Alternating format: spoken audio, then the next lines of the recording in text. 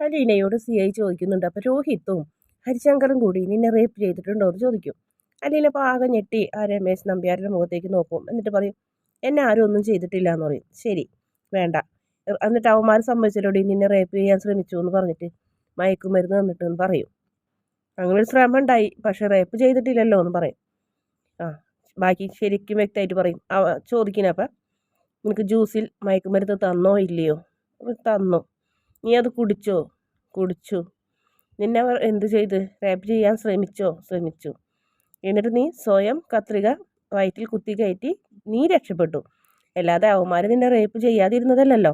എന്നിട്ടല്ലേ അവരിട്ടിട്ട് പോയത്? പേടിച്ചിട്ടല്ലേ അവരിട്ടിട്ട് പോയത് എന്നൊക്കെ ഇങ്ങനെ ചോദിക്കുന്നു. അന്ന് നീ അത് ചെയ്തില്ലായിരുന്നെങ്കിൽ ഒരു പക്ഷെ നിന്നെ അവർ റേപ്പ് ചെയ്യായിരുന്നില്ലേ എന്ന് ചോദിക്കും. അപ്പോൾ അലീനയ്ക്ക് സമ്മതിക്കാതിരിക്കാൻ നിവൃത്തിയില്ല. എന്ന് പറയും. അതുകൊണ്ട് പറയും, നീ സ്വയം ആത്മഹത്യ ചെയ്യാൻ ശ്രമിച്ചു. ആത്മഹത്യ ചെയ്യാനല്ല, ഞാൻ സ്വയം രക്ഷയ്ക്ക് വേണ്ടി അത് ചെയ്തതാണെന്ന് പറയും. ശരി, എന്നിട്ട് നീ എന്തുട്ടണ്ടി പുല്ലേ പോലീസുകാരോട് പറഞ്ഞതെന്ന് പറയും. കത്രിക കസേരയിൽ കയറി നിന്നപ്പോൾ കത്രിക കയറ്റിൽ കുത്തി കയറിയാണെന്നല്ലേ കയ്യിലുണ്ടായിരുന്ന. എന്തിനാണ്ട് നീ അത് പറഞ്ഞത്? ഞാൻ കാരണം 2 ചെറുപ്പക്കാരുടെ ജീവിതം നശിക്കേണ്ടെന്ന് വിചാരിച്ചിട്ട്. വലിയ മഹതി വന്നേക്കണ്. എന്നിട്ട് ഇപ്പം എന്തുണ്ടായിടി? നീ കാരണമല്ലേ ഇപ്പം അതുണ്ടായേ. ഈ കേസിന് പകുതി ഉത്തരവാദിത്വം നിനക്കേണ്ടി. നീ അന്ന് സത്യം തുറന്നു പറഞ്ഞിരുന്നെങ്കിൽ അവന്മാർ നീ ഇത് ചെയ്യില്ലായിരുന്നു. നീ കാരണമാണ് ഇപ്പോൾ മറ്റൊരു പെൺകുട്ടി നീ അനുഭവിക്കേണ്ടത്. ആ പെൺകുട്ടി മൊത്തം അനുഭവിച്ചു അല്ലേടി? നീ അന്നൊരു വാക്ക് മിണ്ടിയിരുന്നെങ്കിൽ നീ അന്ന് പോലീസുകാരെ മണ്ടന്മാരാക്കി. ശരി, എന്തായാലും കഴിഞ്ഞത് കഴിഞ്ഞു. നീ ഒരു കാര്യം ചെയ്യും, അവന്മാരുടെ പേരിൽ ഒരു പരാതിയൊക്കെ എഴുതിത്തായോ, നമുക്ക് വേണ്ടത് ചെയ്യാമെന്ന് പറയും. അപ്പം ഇയാളോട് എന്ത് പറഞ്ഞിട്ട് കാര്യമില്ല എന്ന് മനസ്സിലാവും. പിന്നെ രമേശൻ നമ്പ്യാരെ എത്തിക്കും. അലീനെ കൊണ്ടുപോകും. മുറിയിൽ ചെന്നിരുന്നിട്ട് അലീനോട് ചോദിക്കും, നിനക്ക് സർട്ടിഫിക്കറ്റ് ഉണ്ടേ? നിനക്ക് ഡേറ്റ് ഓഫ് ബർത്ത് അറിയുമോ എന്ന് ചോദിക്കും. അനാഥാലയത്തിൽ ജനിച്ച് നിനക്ക് എങ്ങനെയാണ് ഡേറ്റ് ഓഫ് ബർത്ത് അറിയുന്നത്? സർട്ടിഫിക്കറ്റിലുണ്ട്. നിനക്ക് സർട്ടിഫിക്കറ്റ് ഉണ്ടോ? എല്ലാത്തിനും സർട്ടിഫിക്കറ്റ് ഉണ്ട്. JD പഠിച്ചതിൻ്റെ വരെ സർട്ടിഫിക്കറ്റ് ഉണ്ടെന്ന് പറയും. എന്നാൽ ശരി, ഒരു വെള്ള പേപ്പർ എടുത്തുകൊണ്ട് വരാൻ പറയും വനിതാ പോലീസുകാരിയോട്. വെള്ള പേപ്പർ എടുത്തുകൊണ്ട് വരും. ഒരു പേനയും എടുത്തു കൊടുക്കും. എന്നിട്ട് അവരോട് പറയുന്നുണ്ടാ. ശരി, അലിനയിൽ കൊടുക്കാൻ പറയും. അങ്ങനെ അവളോട് പറയുന്നു, എഴുതുന്ന് പറയും. എന്തെഴുതാന്ന് പറയും. അതൊക്കെ ഞാൻ പറഞ്ഞുതരാം, നീ എഴുതുന്ന് പറയും. അതാ പറഞ്ഞത്, ഞാൻ എന്താ എഴുതണ്ടേന്ന് ചോദിക്കും. അപ്പോൾ പറയും, ബാലചന്ദ്ര മേനോൻ്റെ മകൻ രോഹിത്തും ശിവശങ്കരൻ്റെ മകൻ ഹരിശങ്കറും കൂടി എന്നെ മയക്കുമരുന്ന് തന്ന് പീഡിപ്പിക്കാൻ ശ്രമിച്ചു എന്നല്ലെങ്കിൽ പീഡിപ്പിച്ചു എന്ന് പറഞ്ഞ് എഴുതാൻ പറയും. ഞാൻ എഴുതില്ല എന്ന് പറയും. എന്തുകൊണ്ട്? എനിക്ക് പരാതി ഇല്ലാത്തത് കൊണ്ട് ഞാൻ എഴുതില്ല. നീ എന്താ കളിക്കണമെന്ന് ചോദിക്കും. കളിക്കണ ഞാനല്ല, സാറാണെന്ന് പറയും. നിങ്ങൾ എന്നോട് കുറച്ചും കൂടെ മര്യാദയിൽ സംസാരിക്കും. എനിക്ക് ഇതിൽ പരാതി ഇല്ല എന്ന് പറഞ്ഞാൽ ഇല്ല, അത്രേ ഉള്ളൂ എന്ന് പറയും. എടി പുല്ലേ, നിനക്ക് എന്താണ്ടി പരാതി ഇല്ലാത്തത്? നീ അന്ന് ഞങ്ങളെ പറ്റിച്ച്. ഇന്ന് നീ പരാതി എഴുതി തന്നിട്ട് നീ ഇവിടുന്ന് പോകുള്ളൂ. ഞാൻ പോയില്ലെങ്കിലും കുഴപ്പമില്ല സാറേ, ഞാൻ പരാതി എഴുതി തരില്ല എന്ന് പറയും. എന്നാൽ ശരി, ഈ കേസിൻ്റെ 1-ാം പ്രതി നീ, 4 ആളുണ്ട്, 5-ാം പ്രതി നീ എന്ന് പറയും. 5-ാം പ്രതി അല്ല, 1-ാം പ്രതി അയക്കാലും എനിക്കൊരു കുഴപ്പമില്ല.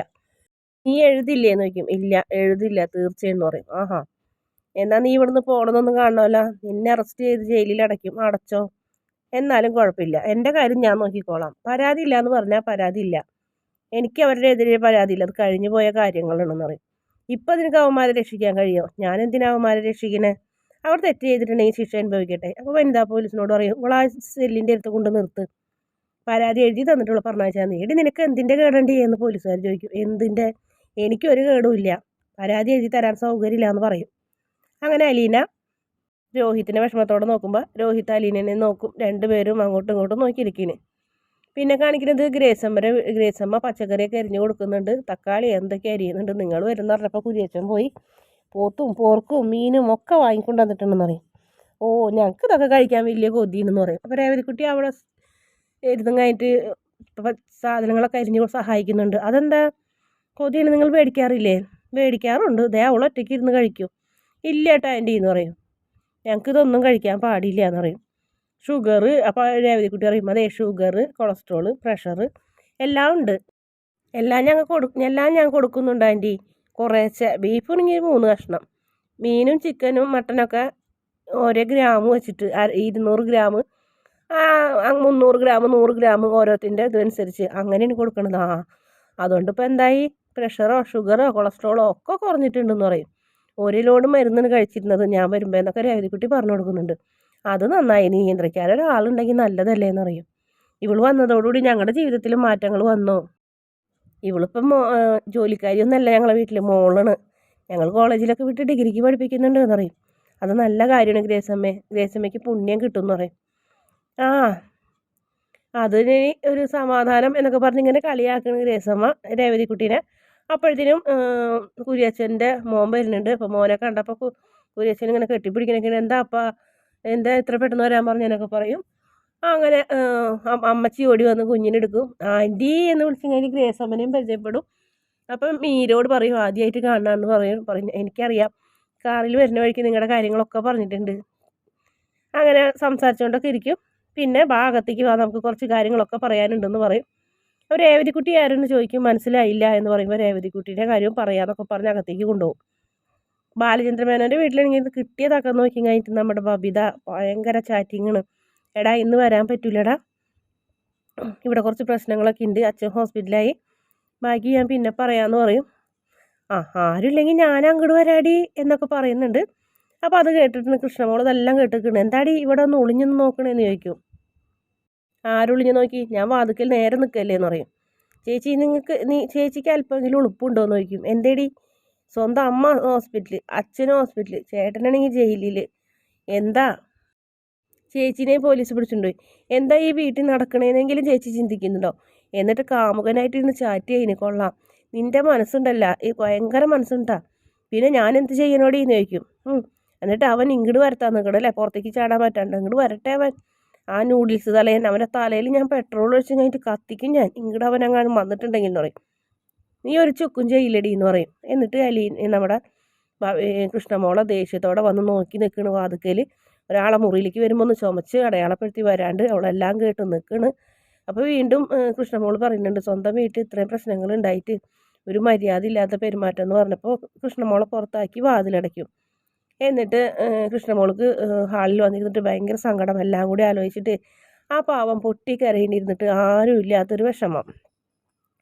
പിന്നീട് സംഭവിച്ച കാര്യങ്ങളൊക്കെ എല്ലാം പറയുന്നു. അവിടെ ഇരുന്നിട്ട് കുരിയച്ചനും നമ്മുടെ മാമച്ചായനൊക്കെ കൂടി പറയുന്നു.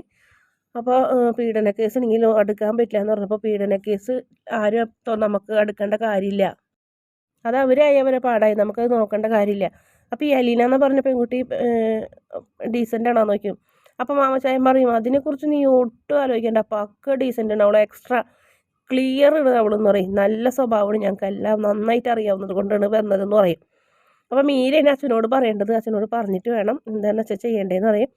അങ്ങനെ മീര പ്രമോയിൽ മീര അച്ഛനെ വിളിക്കുന്നുണ്ട്. അപ്പോൾ അച്ഛൻ പറയുന്നുണ്ട്, ഭയങ്കരമായ കേസാണ് മോളെ, നമുക്ക് ആർക്കും എടുക്കാൻ പറ്റുന്ന ഒരു പ്രശ്നമല്ല അത്, അത്രയ്ക്കും ഭീകരമാണ് അതെന്ന് പറഞ്ഞ് 4 പേര് കൂടിയിട്ടുണ്ട് പെൺകുട്ടിനെ റേപ്പ് ചെയ്തത്, ജയിലിലടയ്ക്കും, അങ്ങനെയൊക്കെ പറഞ്ഞു കഴിഞ്ഞിട്ട് മീരോട് കാര്യങ്ങളൊക്കെ പറയുന്നു. അപ്പോൾ എല്ലാവരും വിഷമിച്ചിരിക്കുന്നു, എന്ത് ചെയ്യണമെന്ന് അറിയില്ല. എന്തായാലും അലീനനെ പിടിച്ചിട്ടുണ്ടോ എല്ലാം അർത്ഥമില്ലല്ലോ. അപ്പോൾ അതുകൊണ്ട് തന്നെ അലീനൻ്റെ കാര്യത്തിലൊരു തീരുമാനം എടുക്കാനോ അലീനൻ്റെ കാര്യം അന്വേഷിക്കാനോ അങ്ങനെ മീര നമ്മുടെ അച്ഛനെ ഏർപ്പാടാക്കുന്നതാണ് എപ്പിസോഡിൻ്റെ അവസാന ഭാഗം. വീഡിയോ ഇഷ്ടപ്പെട്ടാൽ ചാനലൊന്ന് സബ്സ്ക്രൈബ് ചെയ്യണേ.